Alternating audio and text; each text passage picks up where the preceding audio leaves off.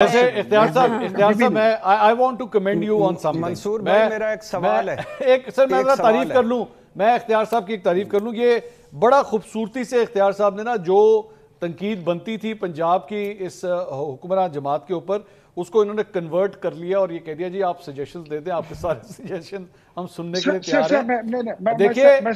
دیکھیے یہ I'm sorry to say this اختیار صاحب, sorry to say, Maryam Nawaz صاحبہ اللہ انہیں صحت دے, میں دوبارہ یہ کہہ رہا ہوں, but if she is not fit enough, اگر ان کی صحت اس وقت اجازت انہیں نہیں دیتی تو پھر انہیں اپنے عہدے سے استعفیٰ دے دینا چاہیے. ان کی جگہ کسی اور کو آپ لے آئیے, ان کو یہ پورٹ فولیو دے دیجئے. اگر مریم اورنگزیب صاحبہ نہیں یہاں پہ ہو سکتی, ان کی جگہ کسی اور کو دے دیجئے. مریم اورنگزیب صاحبہ سینئر منسٹر بھی ہیں پنجاب کی, تو اگر چیف منسٹر نہیں ہوتا تو سینئر منسٹر وہ بھی نہیں ہے نا, چیف سیکرٹری بھی نہیں ہے, دونوں اکٹھے چلے گئے, چیف سیکرٹری بھی نہیں ہے. اس سے یہ پتا چل رہا ہے کہ اس حکومت کی سنجیدگی کا ہم اندازہ لگا سکتے ہیں. لیکن آپ سجیشنز اگر دینا چاہیں تو اختیار صاحب. آپٹکس کا پرابلم ہے. اب ولی صاحب نہیں, ولی صاحب آپ نے, میں نے تو بالکل, ولی صاحب میری باری ہے, allow me to speak. It's not your turn. It is actually my turn now. Floor انہوں نے نہیں دیا, نہیں it's not your turn.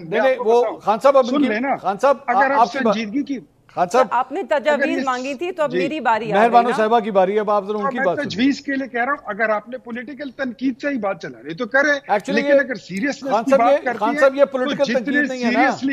Khan صاحب دیکھیں, آپ کی پارٹی نے خان صاحب پولیٹیکل, خان صاحب listen to me, پولیٹیکل تنقید یہ ہوتی ہے اگر آپ کو یہ کہا جاتا ہے جناب نون لیگ فیل ہو گئی ہے, پی ٹی آئی کو دے دیں, یہ ہوتی ہے. آپ سے تو یہ کہا جا رہا ہے کہ آرگنائزیشنلی یہ ایک جنڈر ہے. منصور صاحب اگر میں گڈ فیتھ میں, منصور ولی صاحب please allow me to speak now. چلے مہربانو صاحبہ کی بات سنیں. اگر تو میں گڈ فیتھ میں نہ آئی ہوتی تو میں شروع ہی کرتی سیاسی گفتگو سے. میں نے شروع میں آپ کو وجوہات بتائیں, آپ کو بہت ساری تجاویز پیش کی, میں تو آلریڈی کر چکی ہوں کیونکہ یہ میرا شہر ہے, میں اس شہر میں پلی بڑی ہوں, ملتان میرا گھر ہے, میرے حلقے کی عوام, میرے لوگ جن کی میں نمائندگی کرتی ہوں, وہ لوگ اس وقت بہت بری انوائرمنٹ میں, ایک بڑے برے ماحول میں سفر کر رہے ہیں. تو میں تو ان کے لیے آواز اٹھاؤں گی. میں صرف سیاست نہیں کرنا چاہتی, میں چاہتی ہوں کہ چیزیں بہتری کی طرف جائیں, مگر اس میں سیاست ضرور آتی ہے. سر آپ نے کووڈ کی بات کی, کووڈ ایسی وبا تھی جو 100 سال میں ایک دفعہ آتی ہے,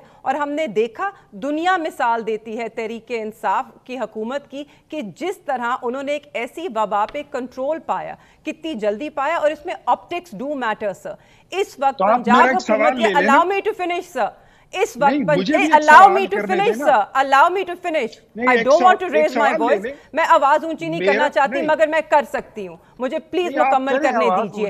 اس وقت آپٹکس یہ ہیں پنجاب کی کہ جس طرح آپ کو یاد ہوگا کہ فرانس میں ایک ملکہ تھی میری اینٹوانیٹ, وہ باہر گئی, انہوں نے دیکھا لوگوں کے پاس روٹی نہیں تھی. سر it's my turn sir, please have some, تھوڑا سا آپ بات سن لیں سر, میں اختیار صاحب آتا ہوں آپ کے پاس. جی میری اینٹوانیٹ جو ملکہ تھی فرانس کی, وہ انہوں نے دیکھا کہ باہر لوگوں کے پاس کھانے کو ڈبل روٹی نہیں تھی, تو انہوں نے کہا تو کیک کیوں نہیں کھا لیتے.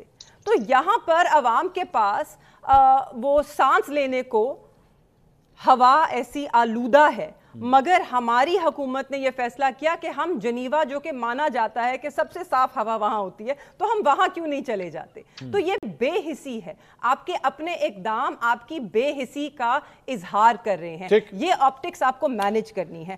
اصل آفت, اب میں تھوڑی سی سیاست کروں گی, اصل آفت اصل میں پنجاب پہ یہ آئی ہے کہ فارم 47 والی حکومت ہے یہاں پہ. جو لوگ عوام کی نمائندگی نہیں کر رہے, جو عوام کے ووٹوں سے نہیں آئے, ان کو کیا فکر ہوگی عوام کی. عوام کی فکر تو وہ کرے جو عوام کو جواب دہ ہے, جس نے عوام سے ووٹ لیا ہے. اس لیے آپ کو اس حکومت میں اتنی بے حسی نظر آتی ہے.